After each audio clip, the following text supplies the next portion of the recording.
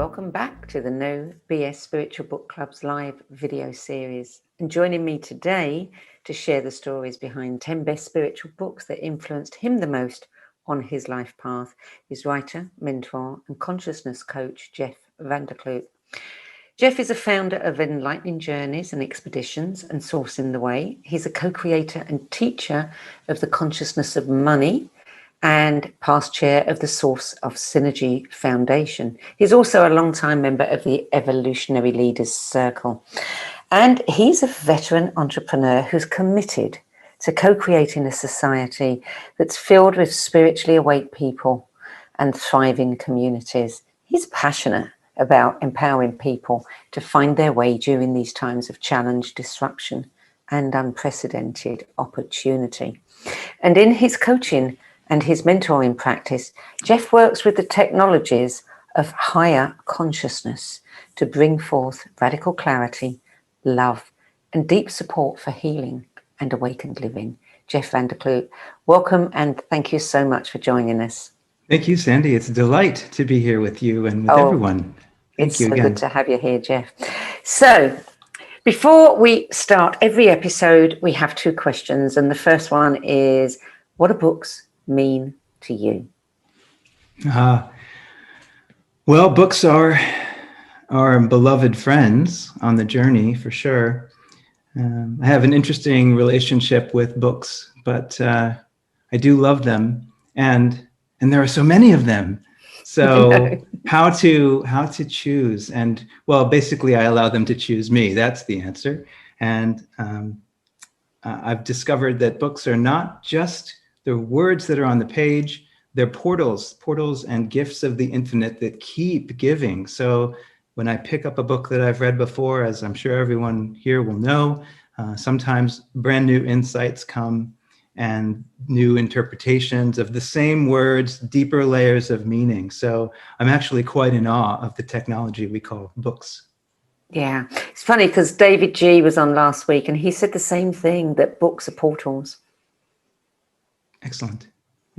So the second question, and I know the answer to this because we have it on your page, but those who haven't seen your page yet won't. And that is, what was the process like for you compiling this list?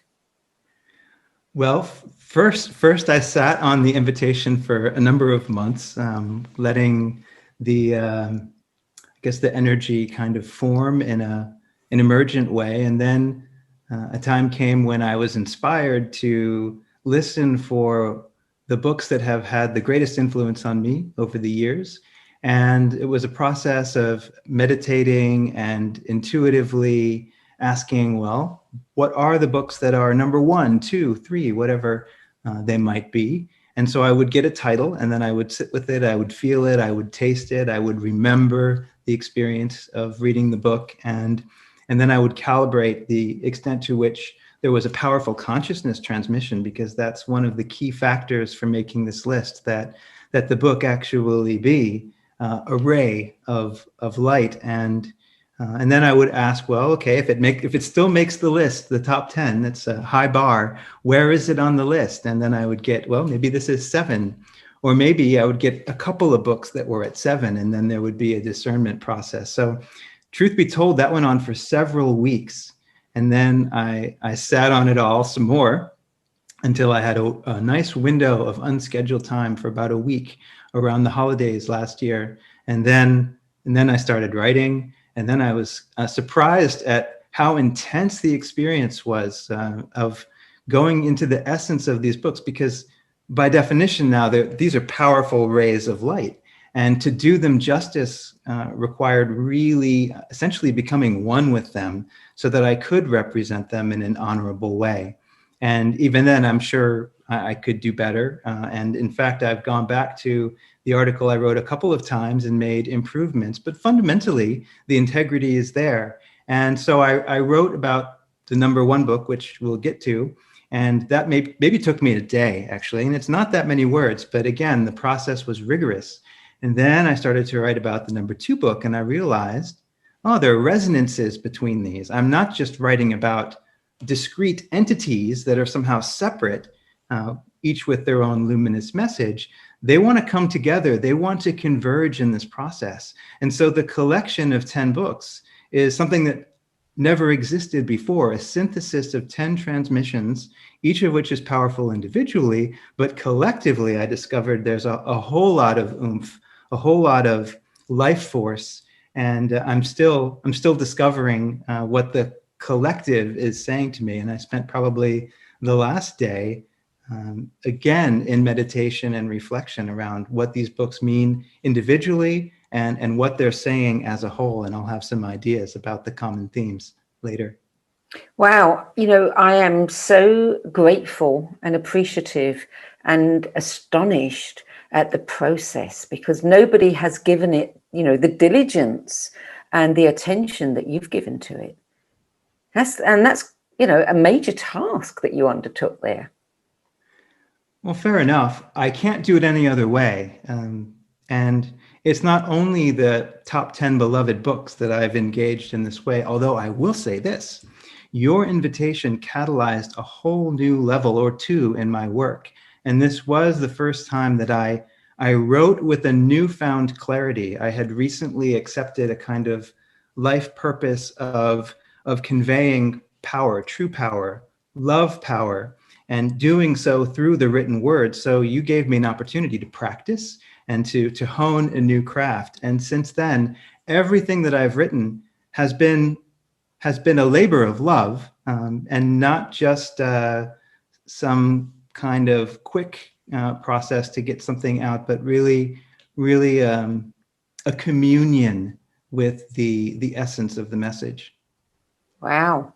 Well, don't you just love synchronicity? I'm honored that I was able to participate in that with you. Oh, well, thank you. It was truly a watershed moment for me. I can, as you were speaking, I was kind of seeing this, this box, and this is Jeff's 10 best, and you can buy this whole collection.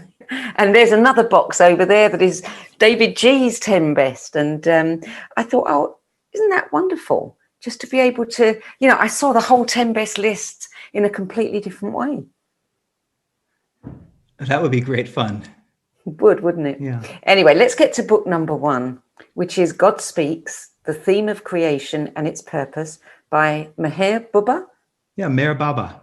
Meher Baba. Okay. Yes. Published in 1973. Is this the number 1? You put them in order, yes? Yes, I put them in order, in part based on the consciousness calibration, but also other factors include when I encountered it. So if I encountered a book earlier on and it had a bigger impact on me in terms of determining the direction that I took, that was an important consideration. So some really incredible, powerful books are lower on the list because I encountered them later. But interestingly, God Speaks isn't one of the first books, and yet it is so powerful that it had to be number 1.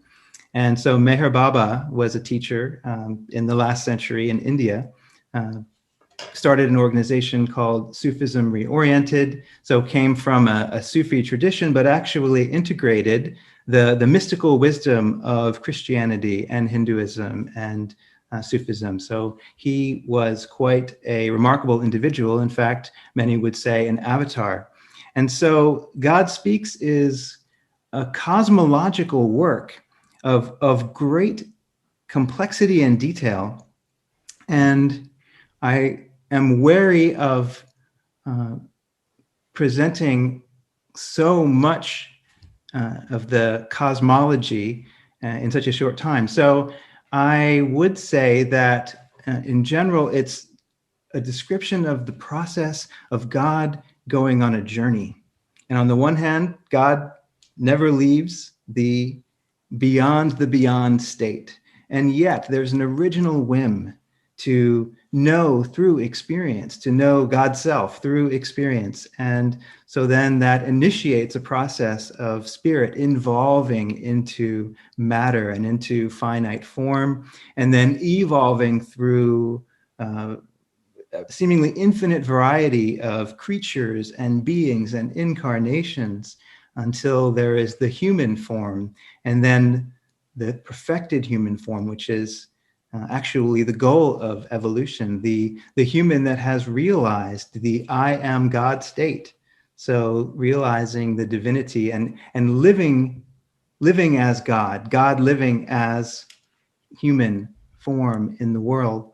And then there are various levels of realization that involve higher offices of consciousness and responsibility, caring for the world, wielding infinite power and knowledge, and experiencing infinite bliss. But there are also places on the journey, places on the path of peril. So for instance, in what he calls the fourth plane of existence, one realizes infinite power, knowledge, and bliss, and must be very careful not to use that power in a way that would be destructive, lest he or she fall to the lowest of the forms in evolution and have to start all over again. Now, one of the really unique features about God Speaks, which I completely love, are the charts. The various charts that depict consciousness, that depict the journey and journeys of God, the stages of evolution, the layers of being, from the individual to the universal, and all the different forms of life. It's a miraculous work. And yet there is so much humility even in this avatar, and naturally the two go together. And basically he says in the conclusion that all that is said here and explained about God is to appease the intellectual convulsions of the mind. And so I really have an appreciation that this book synthesizes and pulls together so many of the details in order to quell the mind's desire for answers. And so having formulated an incredible answer with a capital A that seems to answer every question, the mind can settle down. And then when the mind is settled, some really deep magic can happen. And we can say more about that later. So I have to say, one of the reasons that God Speaks is number one is that I too am a charter of consciousness. And for the last 10 years, I've been creating maps of my experiences and journeys into different realms of awareness and manifestation. And so actually a friend hearing me talk about this in a very early stage of my development, nevertheless said, well, you might be interested in God Speaks. And then he took the initiative to send me a physical copy of the book, and they're not super easy to obtain. So I'm very, very grateful to this friend. And in fact, at many points on my journey, there have been key individuals who've said, hey, you might want to read this. And so that's precisely how so many of these books have found me. Wow. So, I mean, this is the one. This is the one for you. I mean, how did you feel after you'd read it?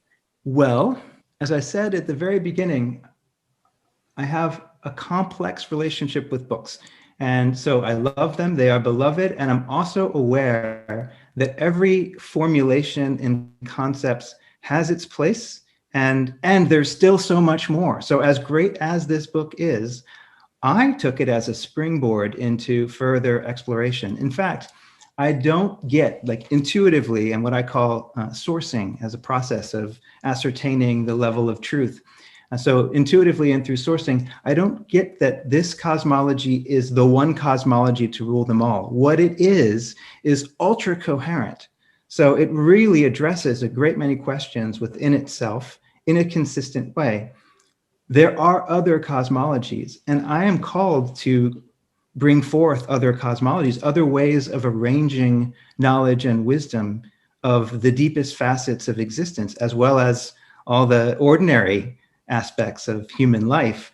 And so I was inspired to go do that even more by virtue of reading this book. And the cosmologies that I'm bringing forth are different, but not in contradiction, because any ultra clear, ultra coherent formulation is a portal to God and will bring through even deeper wisdom. And it doesn't depend on the words that I write or the words that Meher Baba wrote. Once that portal is open, you have direct access as the reader to the depths of your own being. And from there, you will directly access the wisdom that you need on your journey. Well, book number 2, you've just mentioned the title of this without mentioning the title of this. Right. It is I Am That. Talks with I'm going to let you pronounce this name because, you know, I have enough problems with people understanding my English accent, let alone if I try to pronounce an Indian name. Nisargadatta Maharaj, Sri Nisargadatta Maharaj. No, I probably Nisargadatta. didn't say it exactly perfectly right, but hopefully good enough. Oh, good. So 1973, this was published. When did it come into your life? It came into my life in, I would say, 2000. And I had been at a conference and I was interested in the conference, but something in me was more interested in a deep dive spiritually. And so on the side, I was reading this book, and it's a long book that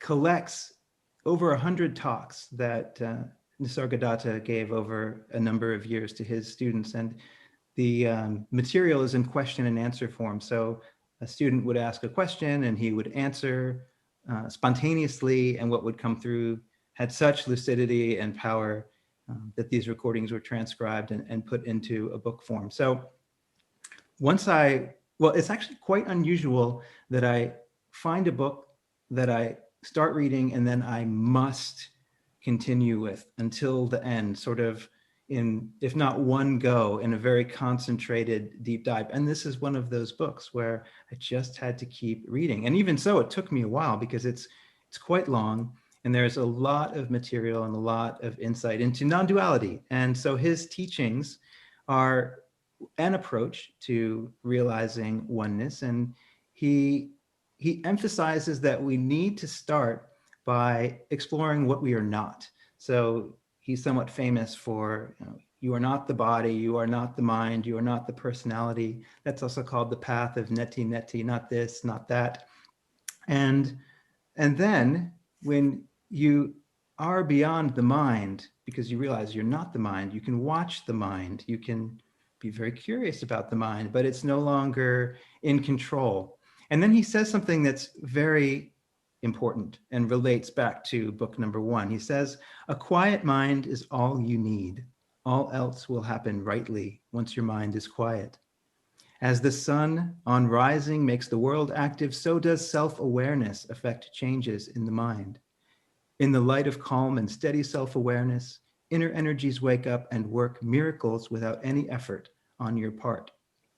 So with a clear mind, with a calm mind, something deep within our beings, which is still us, goes to work. And we evolve from the inside. And also in my personal experience now, because every one of these books is intimately woven with my own journey, in my personal experience, that settling process has resulted in a greater experience of being in the center, in the absolute center of the whirling world of activities. And in the place of centeredness, very small movements can make a big difference in the world. So there is a sense of having great agency and great ability to affect change. And so in the work that I do, micro movements of consciousness can have a great benefit for those that I'm working with. And so there's so much that one could say about Nisargadatta. I have a few other points that I'd like to share. One that jumped out at me today: you are God, but you do not know it. And that's another theme that has been emerging in all of these books, in my awareness as I reconnect with them. I think it's not in God Speaks, but in another of Meher Baba's books, he says, you also are the avatar, only you do not realize it. So these teachers are saying, hey, you're really important. When you get past thinking that you're the body, thinking that you're the mind, thinking that you're the personality, you get right down to it. You're the originator, and you don't know it, and you don't know how it works yet, but that doesn't mean it's not true. So each of these books in one way is an invitation, I would say, to explore our roots and discover the supreme intelligence, power, bliss, life that we are. And then we become incredible agents for healing in the world. So non-duality for me is not an end in itself. It's actually a portal that allows for a great power to manifest for healing and for awakening and for collective transformation, which is so needed in the world. So I see I Am That as a great empowerment. These books are also empowerments for the reader. And another quote from Nisargadatta, and maybe I'll leave it at that. I am itself is God. The seeking itself is God. In seeking, you discover that you are neither the body nor the mind, and the love of the self in you is for the self in all. The two are one. The consciousness in you and the consciousness in me, apparently two, really one, seek unity, and that is love. So love has to be really at the heart of all of these philosophies and approaches. And I hadn't remembered that passage until I found it today. And it brought a big smile to my face. I love the piece in your description where you said that this book is also a transmission of enlightened consciousness. Behind the words, there is a kind of frequency that entrains the reader into an ever more awakened state. Words, we know that words are powerful. I once came across somebody who was an expert in lexigramming, and he talked about Linda Goodman's work with lexigramming and how words have their own beings. Each word has its own entity, and that we really do not understand the power of words.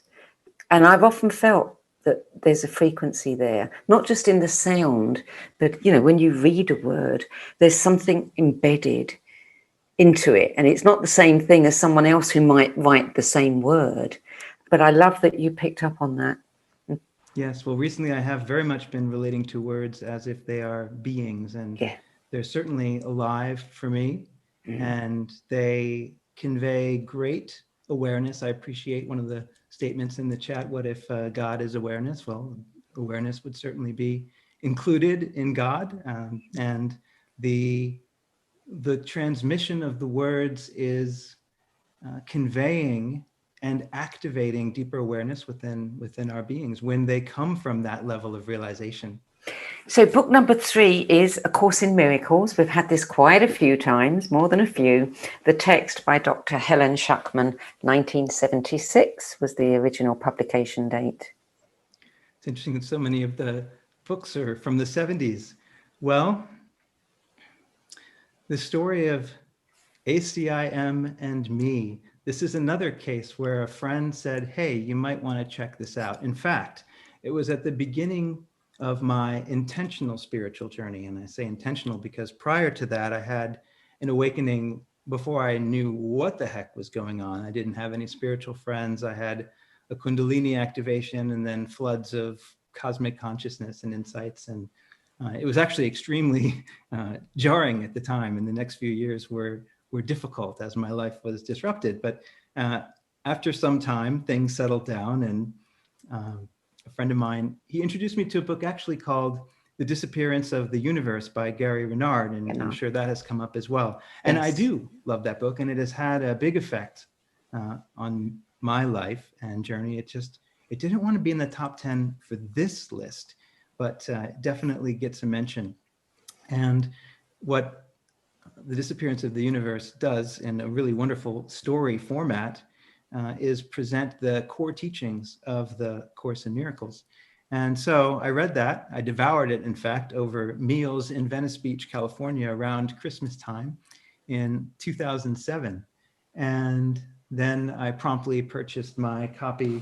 Actually, this isn't my copy because I'm not at home, but of the combined volume of the Course in Miracles books. So you've got the text and the workbook and the manual for teachers. And I have a stubbornness. I have a mind that can be very obstinate as well as obtuse.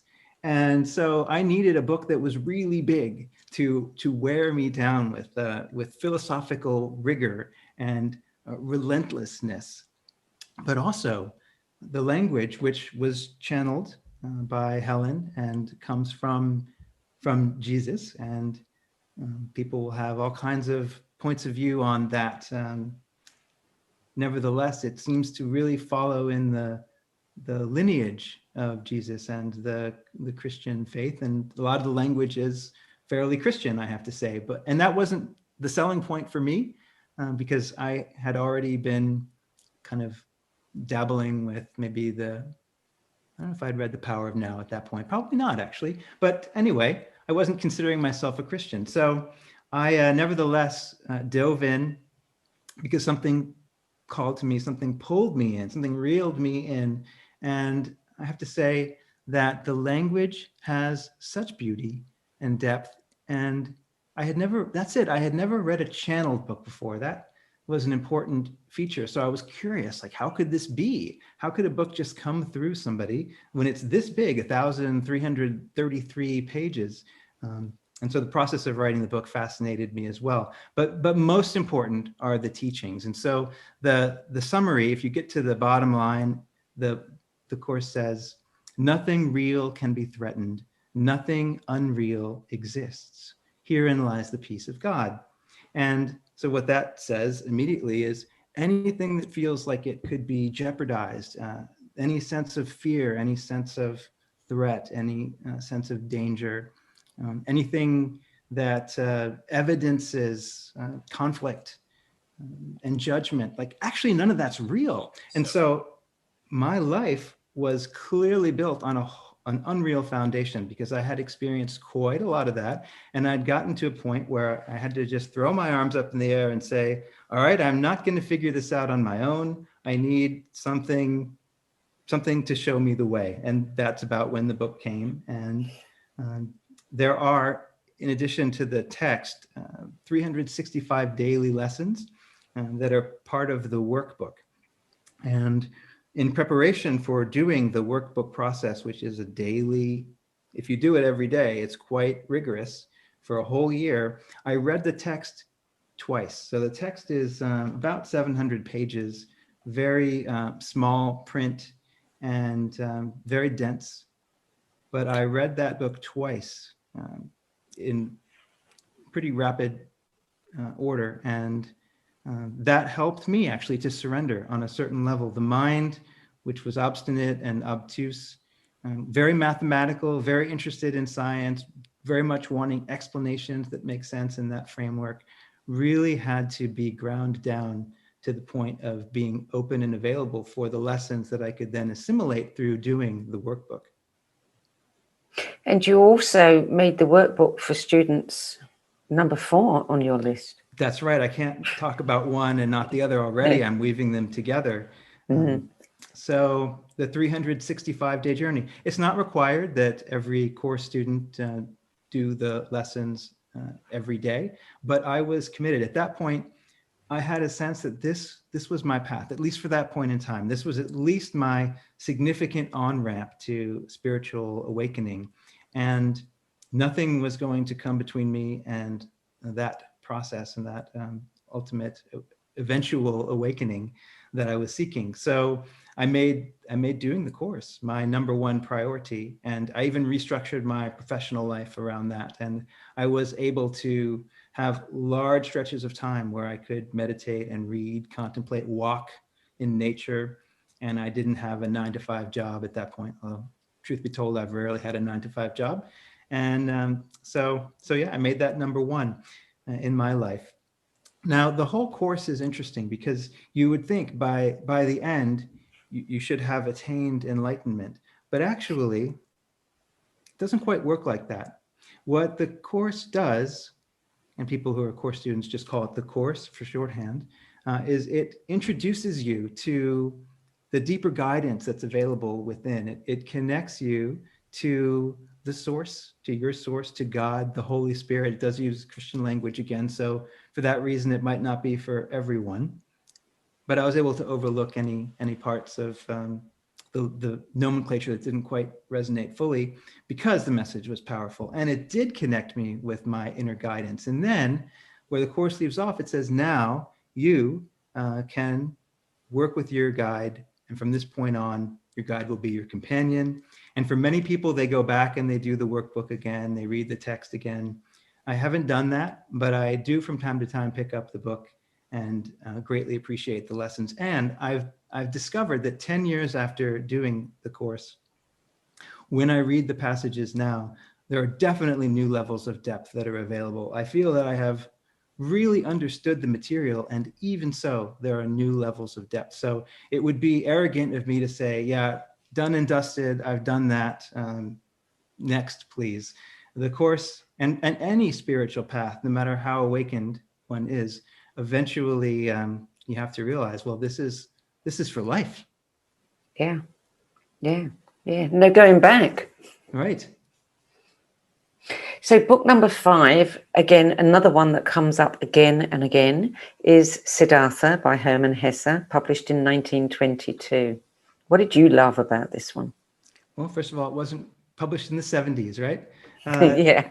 Well, I was visiting a friend, and I was in Northern California, visiting a friend who's a dear, beloved composer, and he had a bookshelf of books that I didn't have. And Siddhartha just jumped out at me. So I picked it up, and it was another one that I started reading and dove into and stayed with. And it's a fairly quick read, so I was able to read it in a weekend while doing a few other things. And what I love about this book is it is a story, and it brings deep spiritual lessons through in a way that is very approachable and frankly a lot of fun. And it's also written in a way that appeals to that left brain, the seeker self that is looking for answers in a rigorous way. So having been ground down by A Course in Miracles, I was ready. I was ready for Siddhartha and many other transmissions as well. So what I love about this book when I go back now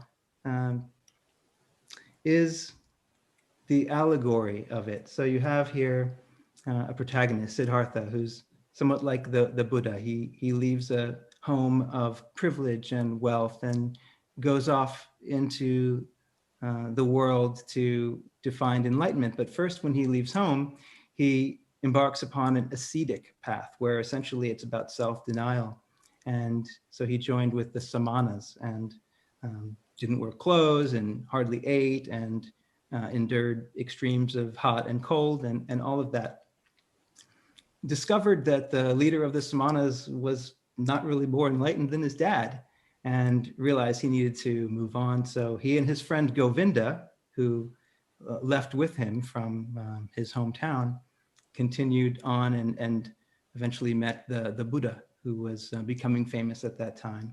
And Govinda was very taken with this teacher, Gautama, and stayed with him. Siddhartha found a flaw in the teaching. So this is where my left brain analytical self was all excited. You found a flaw. The great master, still there's some arrogance, right, in Jeff of that day. But the great master, even he didn't quite get it right.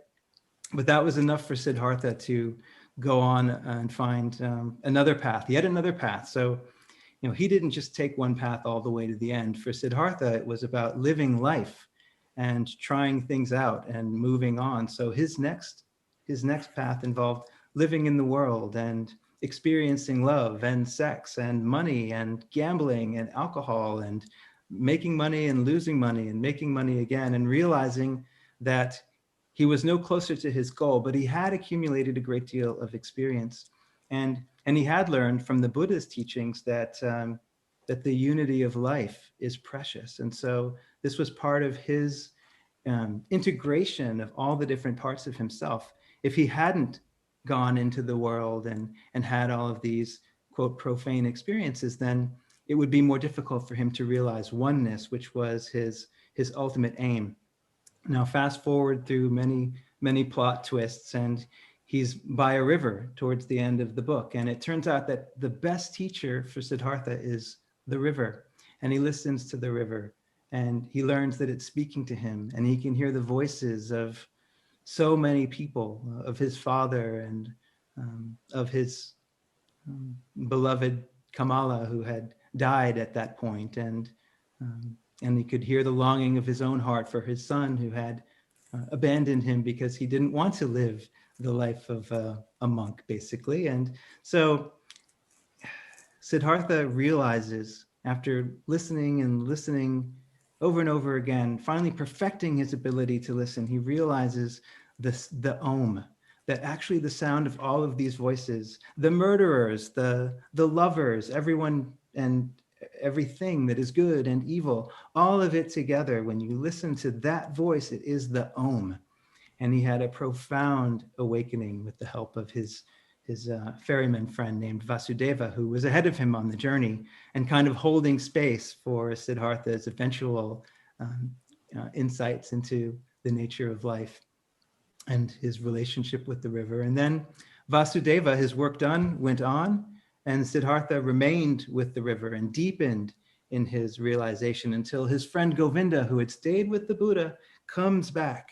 And so this is one of the beautiful moments in the story at the end of the book. For me, very meaningful, because in life, I've watched people leave and relationships end, and that seems to be so much of the human experience, love and loss, and yet, just like all the voices come back together in the sound of Om, at least in this instance, Govinda finds his way to Siddhartha quite by chance, and they reconnect. And Govinda hasn't reached the goal. He hasn't found enlightenment, and now he's old and he's weary and he's a little depressed at the fact that he hasn't attained. So he has a conversation with Siddhartha. Siddhartha says, "Kiss my forehead," and then Govinda experiences the oneness. He experiences the faces of all forms of creation. And so then the two friends are reunited. So there's this reconciliation, which to me feels very important, because after the journey of samsara, the wandering and the suffering, it all comes back together. And it comes back together in this profound realization of oneness. And I would love to read, I know I've gone on a bit here with the plot, but I'd love to read the last part about Govinda, because it's going to bring something up, which I want to come to. So Govinda saw it like this smile of the mask, this smile of oneness above the flowing forms, this smile of simultaneousness above the 1,000 births and deaths. This smile of Siddhartha was precisely the same, was precisely of the same kind as the quiet, delicate, impenetrable, perhaps benevolent, perhaps mocking, wise, 1,000-fold smile of Gautama, the Buddha, as he had seen it in himself with great respect 100 times. Like this, Govinda knew the perfected ones are smiling. And the smile keeps coming up. The notion that somehow life is winking at us, something deep is smiling. And I realized just today that theme appears in 2 of the books, and it appears in the next book on the list as well. Not that I knew this when I wrote the top 10 beloved books a year ago. Wow, it's really been a journey for you, hasn't it? Oh, yes. Wow, that's astonishing. That's probably the deepest thing we've heard anyone say so far on this. You know, people love their books for all kinds of reasons, but you really have. This has gone very, very deep. Well, I feel that I'm saying a lot of words, and I'm aware of the infinite blessings of these books. And really the way to receive them is to read the books yourself, of course. Yeah. And I just hope that I can do justice. Maybe I can say less and somehow say more from the heart. You say as much as you want. This is your platform. Okay, let's go on to number 6 then, which is The Experience of No Self, a contemplative journey by Bernadette Roberts, published in 1982. Well, I heard about this book through Adyashanti in one of his Dharma talks. And again, it was the ding, oh, I better get that book. I can feel that's going to be important. So probably most people who are listening will be aware of I'll call it a fixation on no self, getting beyond the self, getting beyond ego. And so on my spiritual journey, I haven't been any different. I became fixated on this idea of going beyond Jeff. And there's value in that. There's a whole lot more than Jeff. But something in me knew that it was important to let the Jeff guy fall away and see what remains. And so Bernadette in this book talks about her own journey, which was quite surprising. She didn't set off to experience no self.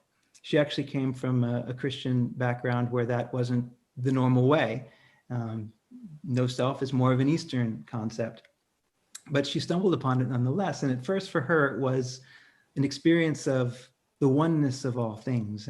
And she had this enhanced perception where she felt like she was seeing out of something that was over the top of her head. And again, there was this joyous sense of the oneness. And then the next stage of her journey was the experience of that falling away and there being a great void, a terrifying void that she couldn't escape from, that commanded her attention and demanded that she continue moving forward on this path, wherever it was leading, which she did not know, but she knew that she was in a passageway that had its intelligence and knew what it was doing.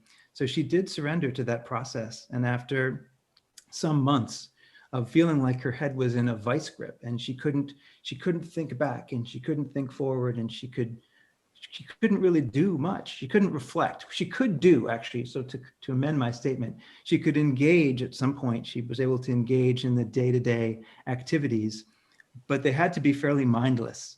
This deep process that was working in her was working on levels that needed her to be sort of disengaged from the thinking mind, and her thinking mind became relatively useless except for very practical affairs.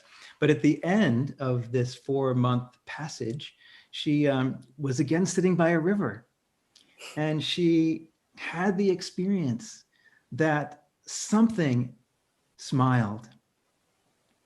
And she knew, she had a knowing that her trip through the passageway was complete. And she finally knew what it was all about, that the smile itself and that which smiled and that at which it smiled were one.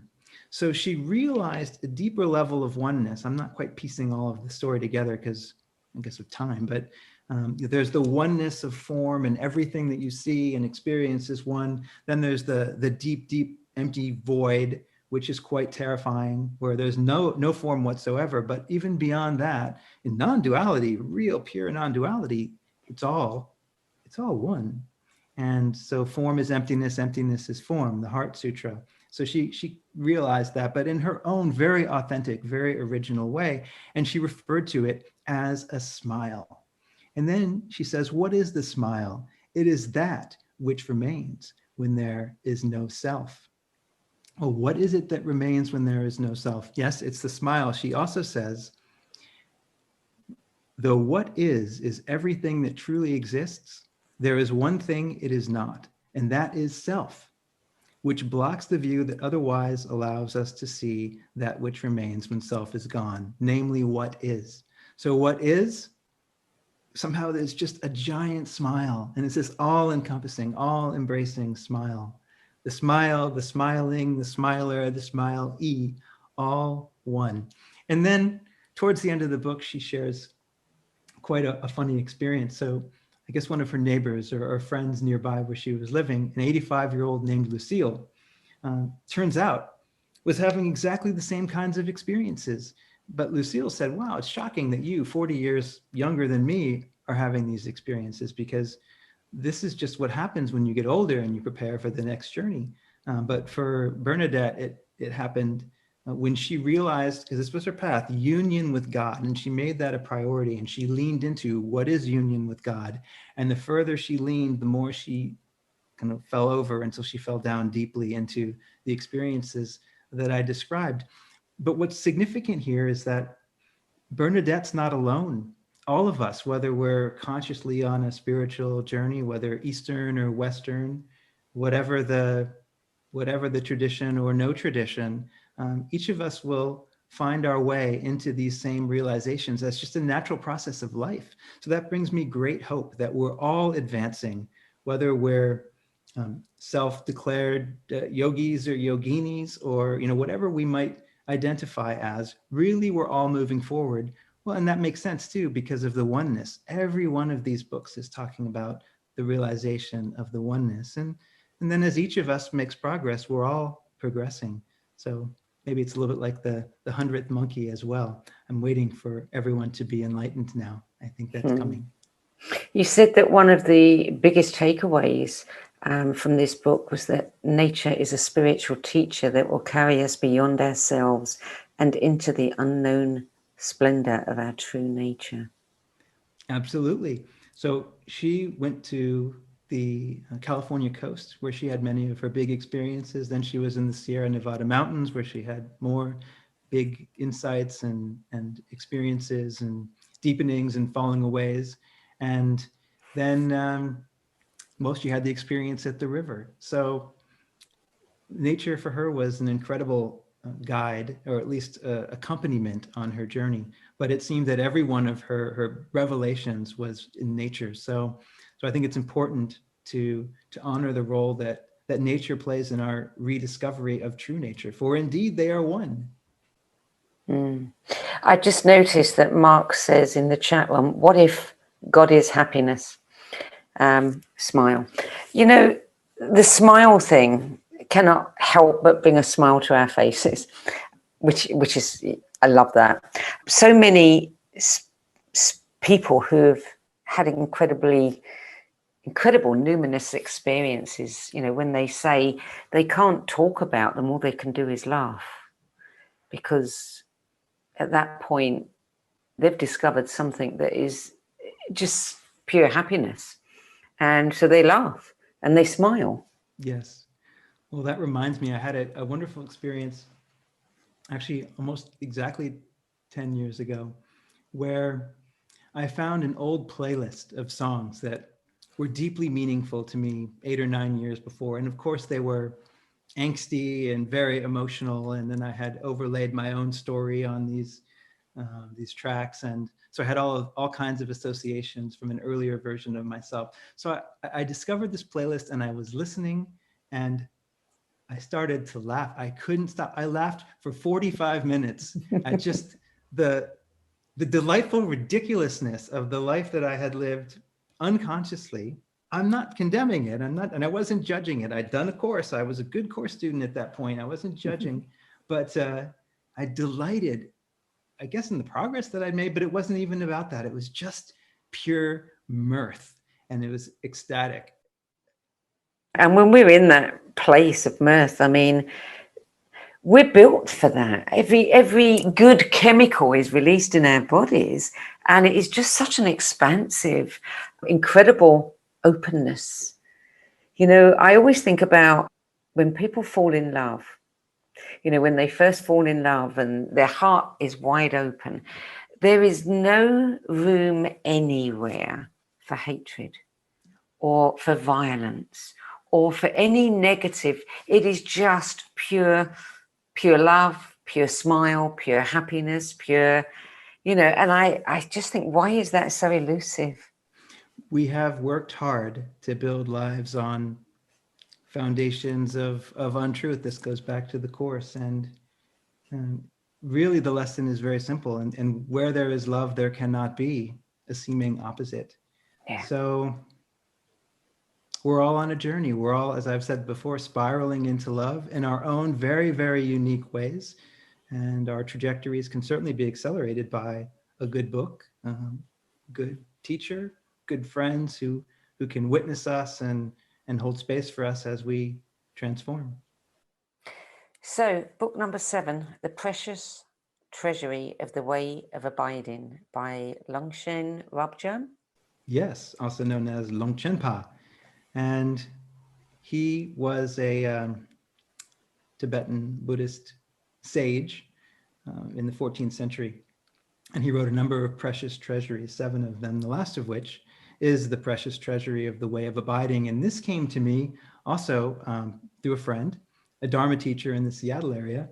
And he said, you might want to check this out. And I flirted with Tibetan Buddhism. I'm not a practitioner. It's not exactly my path, but I have such great respect for the clarity and the potency of the teachings, particularly Dzogchen.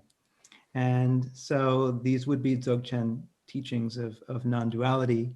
And in this book, Longchenpa is really focused on 4 qualities of the heart essence, the great perfection, the most secret, like insuperable great perfection. There are so many adjectives that get applied because it's just like, it's the real deal, this great perfection. And the qualities are ineffability, openness, spontaneous presence, and oneness. And so this whole book, which is not very long, the root verses maybe take about 30 pages in PDF form. And this book is really unpacking those, but in a way that is pure transmission and lucidity. The words are poetic. I've said pristine, poetic, and extremely skillful. It's like Longchenpa is wielding a scalpel and cutting away our mistaken ideas and delusory beliefs. And the result of engaging with his words, I experience, is a kind of trap door that opens up. It's like, oh, now I'm falling into space. You might say the basic space of phenomena, into awakeness as such. And it's not an easy read. It's something that definitely takes time to sink in, and it's a book also to reread a number of times, but stay with it, and it pays off. So I would love, again, to read a passage, because no one can convey Longchenpa like Longchenpa. And here we go. Since everything arises as a single state of wholly positive, spontaneous presence, there is mastery over samsara and nirvana, for nothing wavers in the slightest from basic space. Since everything is wholly positive, there is nothing that is not positive. The basic space of the Vajra heart essence is the spontaneous presence of everything. All phenomena are forever embraced within the larger scope of spontaneous presence. The decisive experience is, by its nature, that of spontaneous presence. Within that spontaneous presence, and it goes on. I mean, I could keep going, but you get a sense. Also, this is relentless. Like, it's, again, that relentless transmission of truth. You will see, and you will not only see, you will have the decisive experience. And he says towards the end of this passage, because phenomena are originally pure in essence and spontaneously present by their very nature, they are free of the limitations of the four alternatives: existence, non-existence, affirmation, or denial. This is the nature of non-dual awakened mind. And there are various points in the text like that where you just feel like, boom, a pith has been inserted into your neck and you're just held in place. And then the realization dawns or deepens, as the case may be. And each of those four qualities is similarly unpacked until you have the decisive experience. Like, he won't let you off the hook until you have the decisive experience, or at least he makes it much easier for you to do so. And I don't have a lot more to say about Longchenpa, because maybe not so much is known, but I have incredible respect for this sage who sat down before computers and brought through something with such clarity and precision, before typewriters, before any of that. Like, when I write something which hopefully has clarity and precision, I go through many drafts. And so I'm just amazed by people who could write something so powerful without all those tools. When what you wrote, you didn't have a lot of parchment, presumably.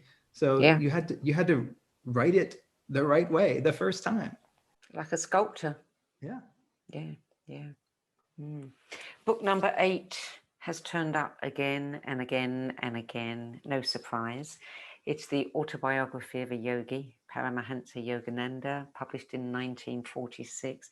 You described this as a magical read, an empowering revelation, and a treasure for the ages. Absolutely. Yeah. Well, apparently it's the only book that Steve Jobs had on his iPad. Really? He passed away, yeah. I wonder how long it had been there. And every time I read it, I get something new. I actually didn't read the book until 2015. That was the first time I'd heard about it. Sometimes you hear about a book for years and it feels like not yet. And this was one of those. Yes. So finally, it was the International Day of Peace in 2015. And my friend, who was very much a devotee of Yogananda said, "Did you know that Autobiography of a Yogi was the only book on Steve Jobs' iPad?" Somehow that's what I needed, because I'm a techie as well, and then that was my signal.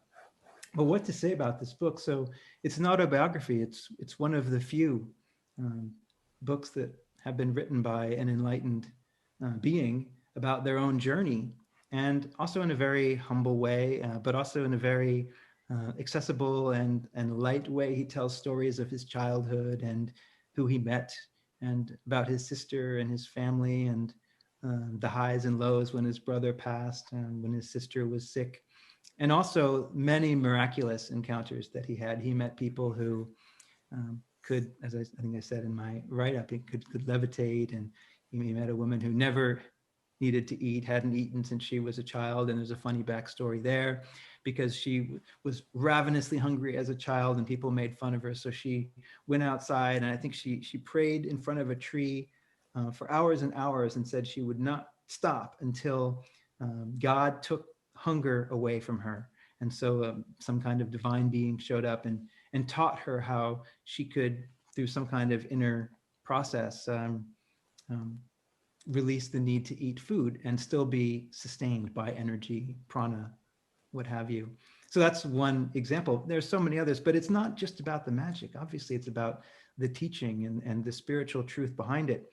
And we're advised not to get too caught up in the siddhis, the powers that people might manifest as they awaken to their true nature. There are some points in the book that have really jumped out at me, including one today that I hadn't caught before. And oh yes, this is in relation to the story of Yogananda's sister. So first part of the story is she was rail thin. She was super skinny. And in India, that was considered unesthetic. And so she begged and pleaded that her brother help her to put on weight. And Yogananda had been skinny and asked his teacher, Sri Yukteswar, to help him put on weight. And through some process or other, Yogananda gained many kilograms. And so his sister was asking for the same dispensation. And Yogananda, he said something like, "I have always spoken the truth, and I hereby," I'm putting in my language now, "declare that in 30 days' time, you will weigh as much as I do." And then I looked in the footnotes of that chapter, the end notes, and I learned, just interesting sounds in the background, the refrigerator is going absolutely nuts. Hopefully that will stop. But apparently it's part of the show.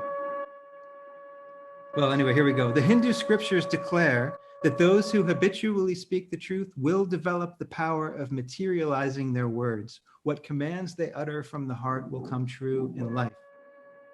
So I don't know how loud that is for you. It's pretty loud. Yeah, it's It sounds remarkable, like right? a printer. I've been here for 6 months. That has never happened. So he basically declares that she's going to put on weight, and in 30 days later, she weighs exactly the same as he does. But unfortunately, she then gets sick and is near death. And so Yogananda uses his yogic powers to heal her. And again, the book isn't all about the healing and the miraculous stuff, but it's really beautiful to see the journey of an actual human being evolving, developing great power. And then he goes to the US and he teaches and he bridges the Eastern ways and the Western ways, and is one of the very most significant individuals in 20th century spirituality. Another of the statements that has stayed with me from, I think, my penultimate reading is, "Whatever your powerful mind believes very intensely would instantly come to pass." So this book is filled with little gems, like your incredibly powerful mind, whatever you believe very intensely will instantly come to pass. Wow. Well, what does that say about who we are? And so his teaching had much to do with self-realization, realizing who we really are. And he doesn't put it in terms of, you are God, as directly as some of the other teachers. That's still taboo in a lot of traditions, but self-realization, realizing what we really, really are. And when we follow that to the logical conclusion, it does take us to that place of great power and also great love. And that's one of the transmissions of this book. It is just oozing love. And one of the transmissions of at least a certain aspect of Hinduism, which is the bhakti and the devotion to the guru or the teacher. But I would say in this case, we can talk about the devotion to the books as transmissions of these great beings. I love that book. I read it in 1999 when I had moved from England to the USA, and I was living in San Diego, and I was just a short drive away from Encinitas, where they have the Self-Realization Fellowship, which was just a beautiful place to visit and just spend some time meditating. And I also loved the CD set, which it was a whole other experience to listen to it rather than read it. Fabulous. So book number 9, I'm going to just speed it up slightly because I do want to give you an opportunity to talk about the work that you're doing right now, which is absolutely fascinating, and which you and I had a whole conversation about last week on a radio interview, which is being broadcast tomorrow.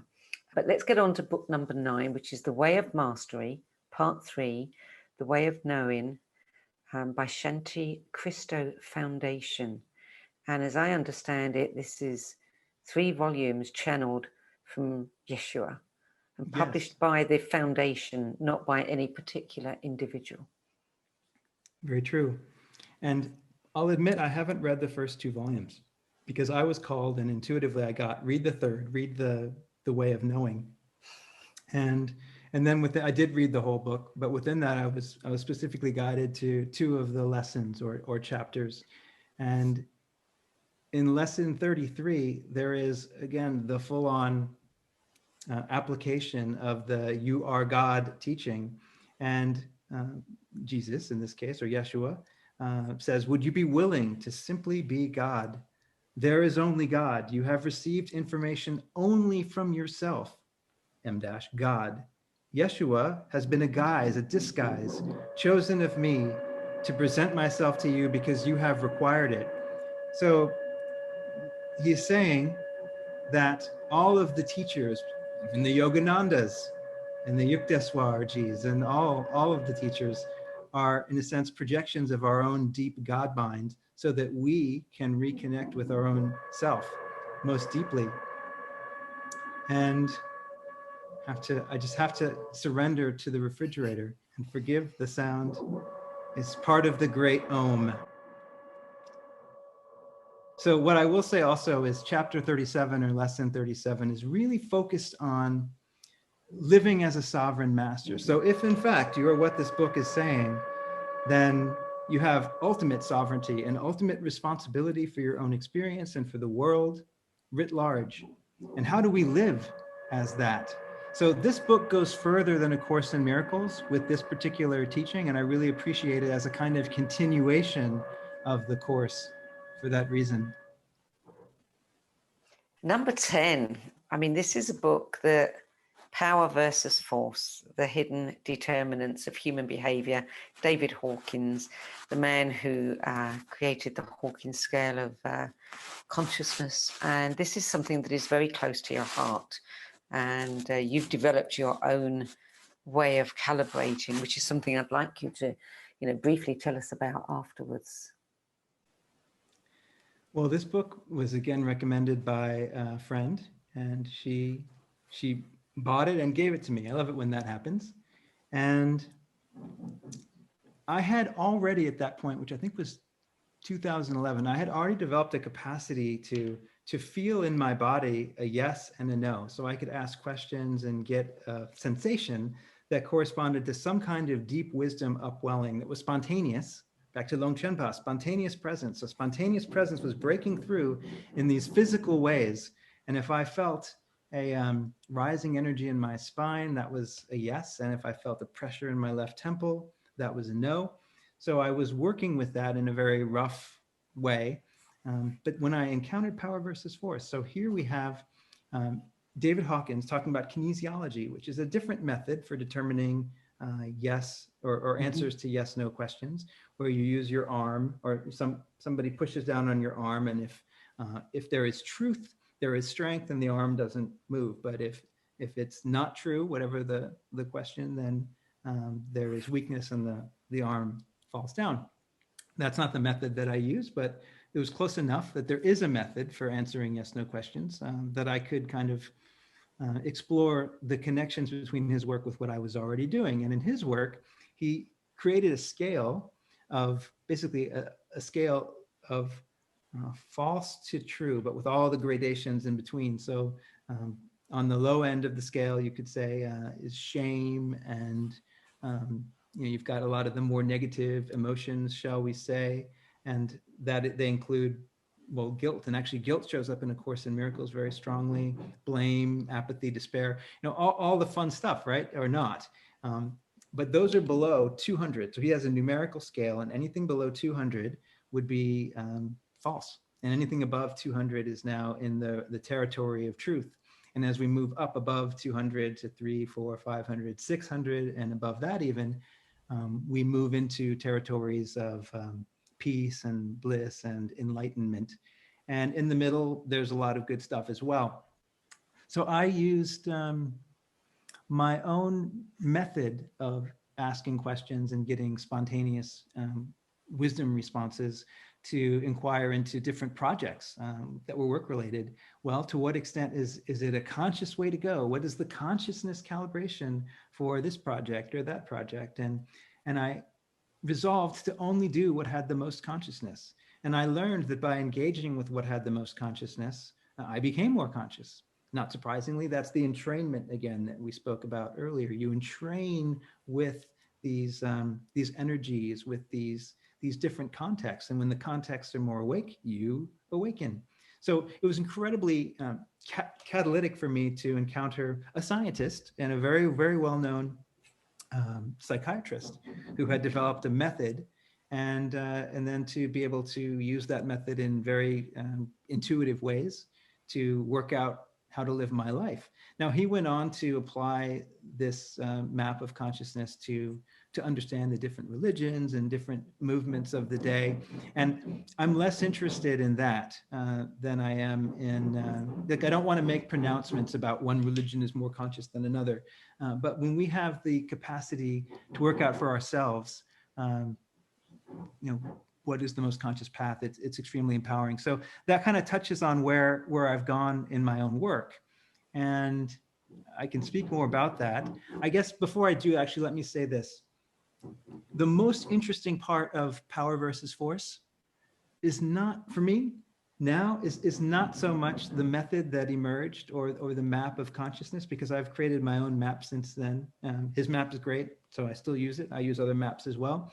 It's actually his story. So we come back to the theme of the story of the author and the journey of the author. And he had a heck of an awakening journey that began when he was age 3 and involved all kinds of experiences of no self and loss of self and near death. And at one point, he healed in some radical ways. And then he started teaching so that he could reach more people than he could reach in his individual psychiatric process. I love what Mark Wagnon said earlier, which is that that silence does not require stillness, or stillness does not require silence. So we're just allowing all of the beautiful background accompaniment.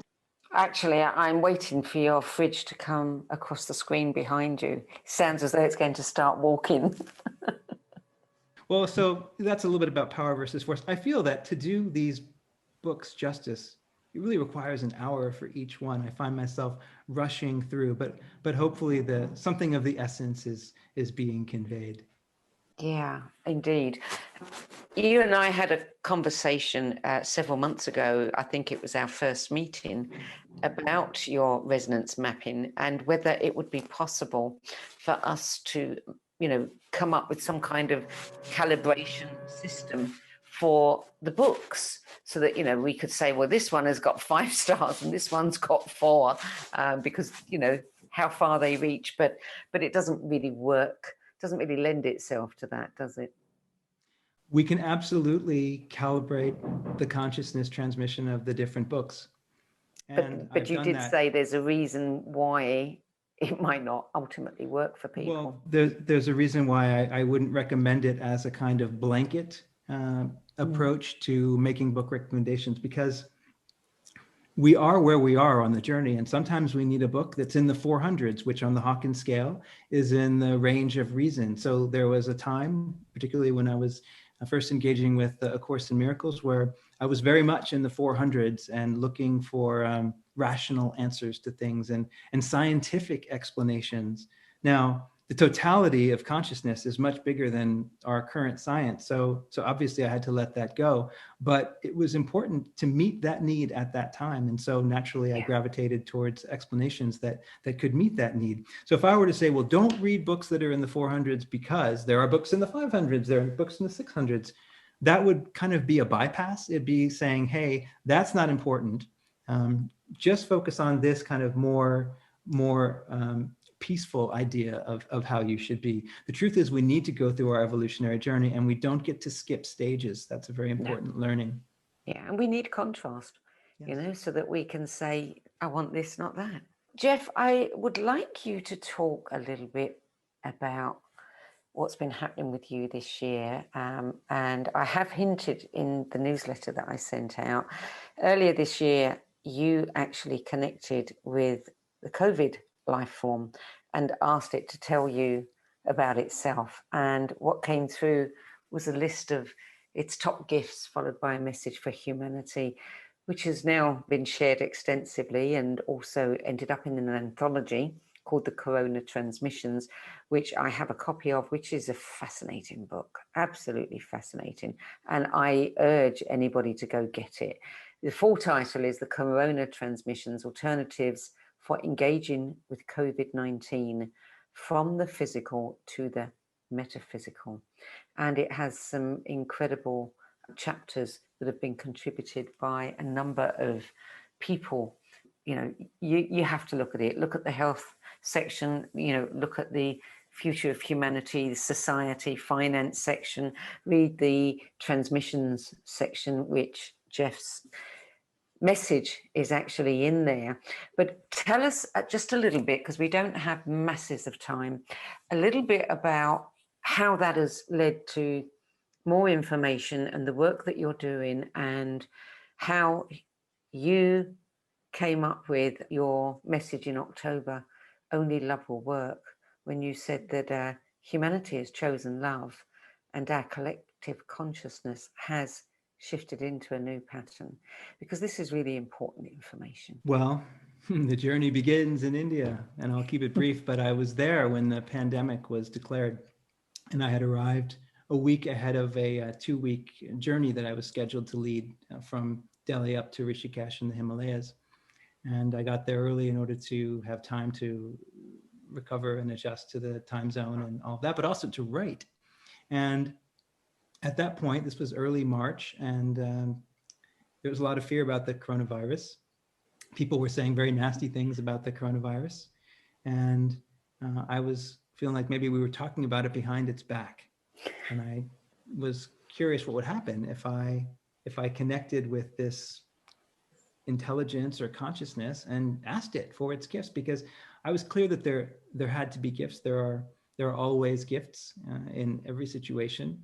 And so as soon as I asked whether the coronavirus was there, I had this sense of a pressure behind my right ear, a presence, but it was showing up in that way. And I also had a sense that there were words that wanted to form, and they didn't want to form through a process of channeling. They wanted to be collectively shaped. So I had a role, and the intelligence of the virus had a role, and together we were going to write some kind of message. And when I asked what the gifts were, I received 6.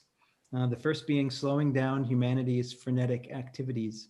It was very clear to me that, not to overgeneralize, but pretty much we all needed a break from the lives that we had constructed, which had us running round and round on proverbial hamster wheels. And I was also feeling that I had overscheduled myself and overcommitted for the year. And I could see that we would collectively benefit from slowing down. And some of the other gifts are activating networks of cooperation. So if in fact it was going to become difficult, we weren't sure yet how difficult, but it was clear that we would need to pull together as people on the planet and support one another. And this is where choosing love begins to show up, right? Also, the virus, well, one thing viruses do is they upgrade or update our DNA, and they spread DNA around through the population. And I could intuitively sense that these changes to our DNA would be helpful. And since then, I've had people tell me who have had the virus, who have gone through the COVID experience, that when they kind of came back to normal, whatever that means, they were more awake, they were more aware, or somehow they were perceiving the world differently, as if through different eyes. So time will tell, but I have a sense that there are many benefits. Also, well, over the this one sounds almost like social Darwinism, and I don't intend that, but over the long run, saving lives, because if humanity changes its ways, then, and we take care of one another, and we're more mindful, and we're less polluting, and all of that, then we're strengthening the web of life. And so life on the planet is stronger, and that saves lives. In no way does that negate the difficulties that people are experiencing right now, and the terrible loss of life that is occurring. But ultimately, the sense was from these gifts that we are creating the conditions for peace and well-being at a new level that would not have been possible if we continued on the old trajectory. And then when I asked the coronavirus if it had a message for humanity, it was somewhat long, so I won't say it now, but it said basically, I'm love, I'm an act of compassion, and I'm here to help. And if we have a different relationship, your experience of me will be very different. If you fight me, then I'll have to keep coming back in other forms. So the invitation really is to partner with the virus. And I haven't seen a lot of that going on. And humanity may not be ready to partner with viruses that we feel threatened by. But the Course reminds us nothing real can be threatened. So perhaps more and more we'll be able to take a different approach to how we treat disease and pathologies and pathogens and all of that, and look for the gift. And when we look for the gift, we will find the gift. And when we stop being afraid, we will find health. And this all relates to choosing love, because fundamentally, it's all about choosing a foundation of love. And when we do that, and we love ourselves, and when we release the idea that we're somehow cosmically guilty and fallen and sinful in our nature, then what happens is a world rises up that reflects the truth of our being. And as Nisargadatta was saying, the simple self-awareness will do so much work. So when we unclutter our minds and we release the beliefs that are dysfunctional and mistaken, we're actually recreating the world. Something in us is rebuilding the world on a foundation of love. So it's really important, in whatever way makes sense to you, to choose love. And I've written a few pieces that offer different ways to do that. Some meditations, for instance. I would encourage, people to go to your website, because some of these articles that you've written are, well, they're very important. They're well worth reading, and we can't talk too much because we don't have much time. But you did receive some keys or operating principles for living well and thriving in a new pattern. And you are, along with some colleagues, you've created a course called Embodying the Transformed World, Your Keys for Healing and Thriving Now, to help people transform at the speed of love. Just say a few words about that, please. Sure. Well, in terms of the keys for thriving, briefly, it's as if there's a new operating system that's available to us now. And the upgrade is already in process. And it will go more smoothly if we consciously say yes. And so I offer a number of keys that are also practices, for instance, making ourselves available to the timeless, and really discovering who we are and authentically showing up and doing what we love as an act of service and devotion as well. And there are several other keys besides that will not surprise the reader, but when they're put together in this way, they're activations that open up new possibilities and accelerate the evolution of humanity bit by bit, but nevertheless. And so the Course, Embodying the Transformed World, is about creating a community of fellow travelers, fellow travelers, and exploring how we can embody the new principles, the way of living in the world that is fundamentally and foundationally loving and awake, how we can embody that so strongly that the world around us, the people around us, the things that we see, and all the different experiences begin to reflect the truth of our nature. And so really, embodying the transformed world is a portal into what we could call the real world or the true world. And I would say also the true economy, because as we show up in a true way,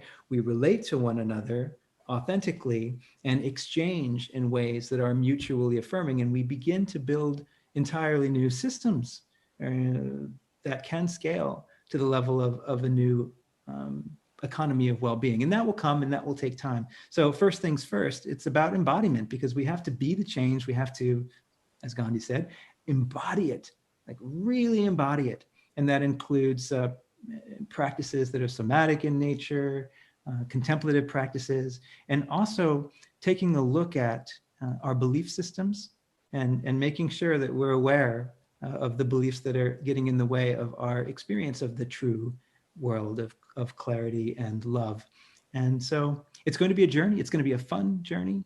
People have been asking for community. We have 2 sections, 30 people in the first section, that's basically full. And then we've got a second section that is starting to fill up now. So we'll start the course, both sections actually in the latter part of January. And if you go to enlighteningsjourneys.com, you'll find a link to the course where you can learn more. Thank you, Jeff.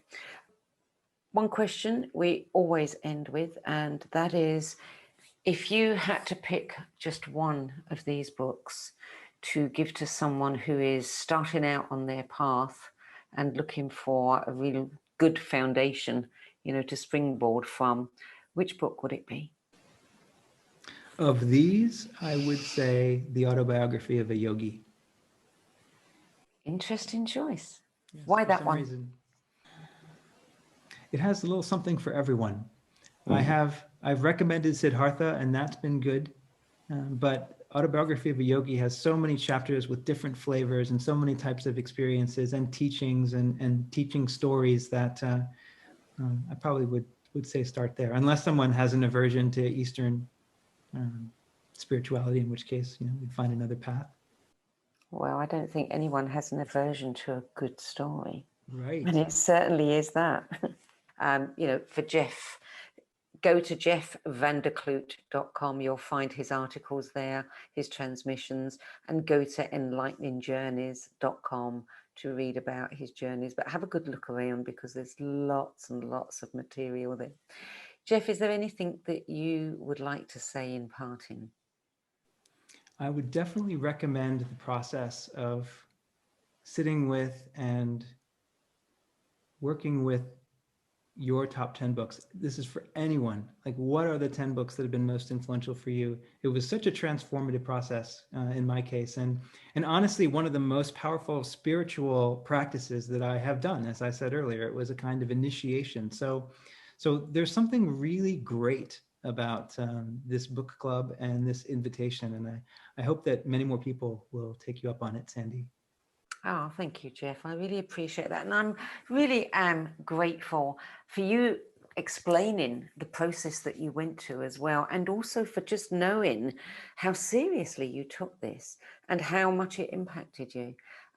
It was something that dropped in and presented itself to me, and I turned away from it for a whole year before I finally said yes to it, not really understanding the fullness of it, but knowing, okay, this is something that has to be done. And what I've learned this year, we've been publishing the 10 best list since January. We've been doing the video interviews since about April, I think.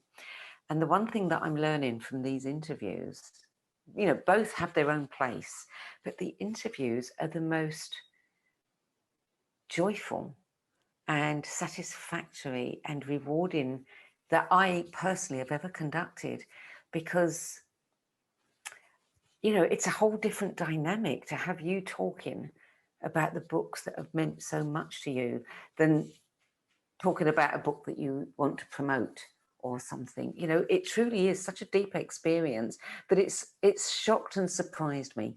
It certainly is. Yeah, thank you. Thank you for being being with us about tonight. it, and I look forward to sharing the word. Good. Yeah, the more people we have sharing their books, the better. Jeff Vander Clute, thank you for sharing your 10 best spiritual books that influence you the most on your life journey. And thank you for all the work that you're doing. Thanks so much. Love to all.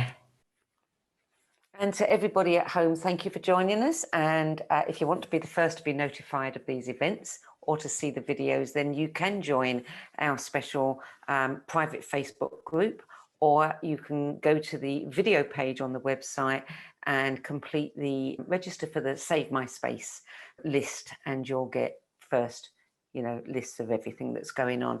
And please do check in if you can tomorrow on the Om Times Radio Network or on my Facebook page, and you'll find a link there, because I will be broadcasting the interview that I recorded with Jeff just last week. And that was just an amazing interview that I won't say any more. Go and listen to it. I really enjoyed it. And you'll learn a lot about what Jeff's been doing this past year, and more about what I call the COVID transmissions, although they are transmissions also from life itself, aren't they, Jeff? Indeed. Indeed they are. Thank you, everybody. That's it for tonight. There will not be an interview next week because it's so close to Christmas, but the week after, on the 30th, we will be talking to Don Miguel Ruiz Jr.